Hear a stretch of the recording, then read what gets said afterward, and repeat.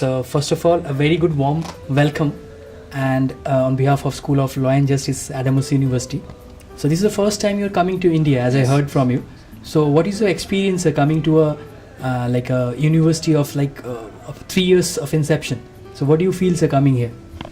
Oh, that's fine. And I saw at least 2 universities to become. First was my not my university, which is quite old, but the Faculty of Law was created 40 years ago about, and when I was there already at the first step, so nearly at the first steps, I could follow it. And the second, the Central European University, which recently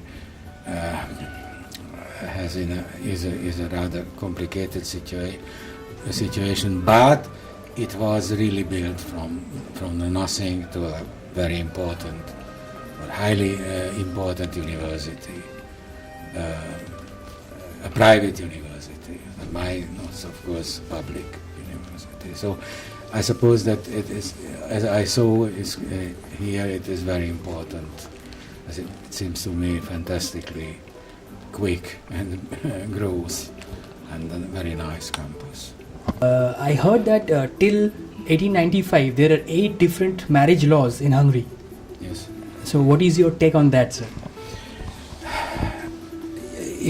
Because the state recognized the competence of churches or ecclesiastical communities, in the case of Jews,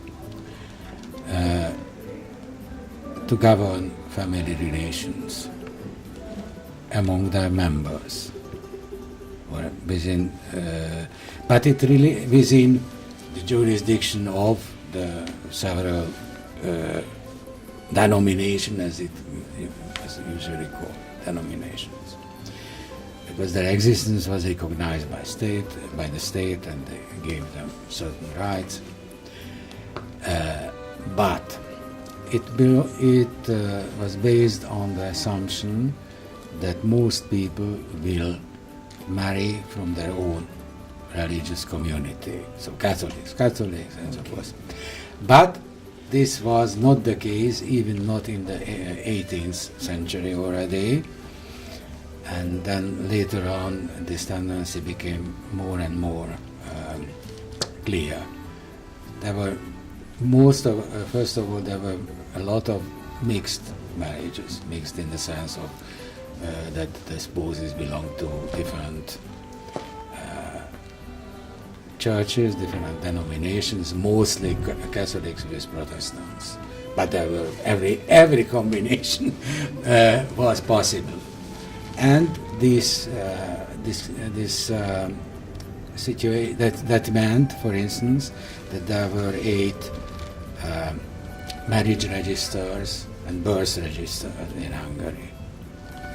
That is an administrative question, but if you would like to find somebody, it is quite difficult to do in that way. So that was the administrative side of the question. But essentially, it were 2 things which are decisive. First of all, the government thought it proper to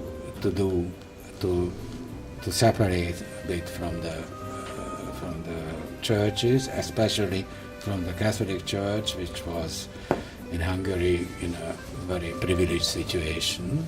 Very or not very is a question of point of view, but certainly in a privileged situation. Not officially, but practically the state church. So do you have a uniform civil marriage system there? Yes. Then the legislation adopted the so-called marriage law, which was indeed a family law. Okay. And until then, there is only civil marriage in Hungary, legally recognized. But nobody forbade then and now spouses to celebrate ecclesiastical marriages as they like it, and as the churches accept it, by the way, because they have only their own conditions. For instance, kind of religious instruction before concluding the marriage, so you could not go into marriage without the essential knowledge needed to that. Okay, but in any case it is absolutely free, but without legal consequences. Okay. So I heard that you have worked on those sexual minorities, LGBT communities. Yes, yes. Have you heard that in India till now they were just given a third gender recognition? Have you heard of it? Yes, of course. So, and I heard that you have fought for them, like their sexual minorities, same-sex marriages. So what is your take on that? Well, yes, of course I heard, because a lot of it was noticed in Europe, and with interest, of course, because, by the way, if you look the statistics, that the population of India is much greater than that of Europe, that therefore anything happens here in, for instance, judicial matters, it by definition concerns much more people than in Europe. But yes, these are very debated questions. But from my point of view, as I tried to explain, it is mostly a symbolic question. Because since the possibility, for instance, of the quasi-marriage or legally acknowledged marriage of the same-sex couple was allowed already 10 years. And I don't know, according to the statistics, there were about 2,000 such, less than 2,000 such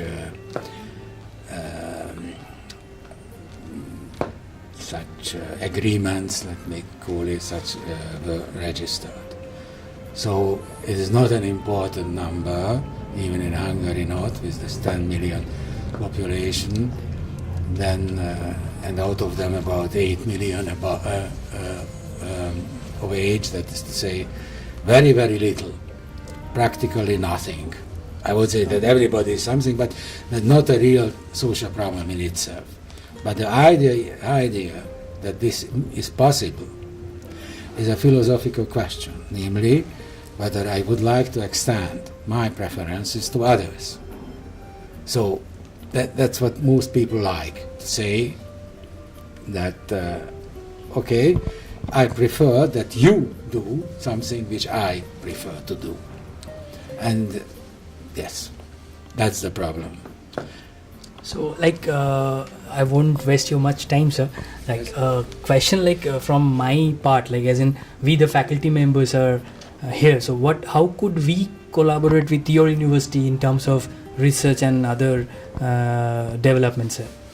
Well, I do not belong to the leaders of the university. I'm only the head of the so-called doctoral school in my faculty, but otherwise not. But it's, I suppose there will be no, there will be certainly, will please the leaders when such a question or such a, proposition arrives to them. And by the way, the rector of the university is now a lawyer, a colleague from my faculty, but not so important, but in any case, of course, yes. And even to a certain extent, because I wanted to know that, sir, whether we can make some exchange programs, faculty exchange programs. Certainly. In principle, yes. Exactly. Any other question must be and will be debated by the... That can be, if we can make a proposal. That yes, exactly. So even I can imagine that Hungarian government will offer some kind of scholarships, because there is right now a program. We can send our students there also. Yes, because there is a program. Student outreach program. Yes, it is promoted by the Hungarian government. Right, sir. And several scholarships to study or to research. Don't know exactly, I know only that it exists. Okay, sir, thank you. And one last question, sir. You have seen this university, our university is a very growing university. Yes. So we have arranged this international conference, which is first of its kind in our state of West Bengal. So what would be your suggestion for our School of Law and Justice to grow Well, I suppose it will grow from itself. And I suppose, I don't know, but I can imagine that in your country there is a good job possibilities for lawyers, isn't it? Kind of like there are many avenues open to them. Yes. Not only civil litigation and all, they can offer other avenues. Yes, of course. In Hungary, about half of the lawyers who receive a law degree will do something else. When they use their legal knowledge, for instance, journalists, managers, and so forth, when of course the legal knowledge they acquired is important, although not the only necessary one, but it is perhaps everywhere is so already in legal life, including especially legal services like attorneys. Suggestions for us, sir? Suggestions for our school? Yes. Sorry? Suggestions for our school? Yes. For like how to develop it more, like how can we... I could have said if I knew a little more about it, but I am convinced, as I see, that you have very competent leaders to decide it, who know it much better than I can.